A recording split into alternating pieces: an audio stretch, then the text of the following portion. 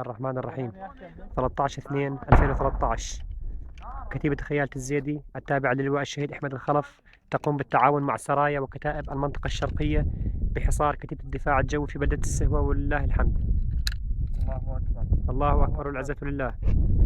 كتيبة خيالة الزيدي التابعة للواء الشهيد أحمد الخلف تقوم بالتعاون مع كتائب وسرايا المنطقة الشرقية بحصار كتيبة الدفاع الجوي المتواجدة في بلدة السهوة، ولله الحمد والنصر قريب من عند الله.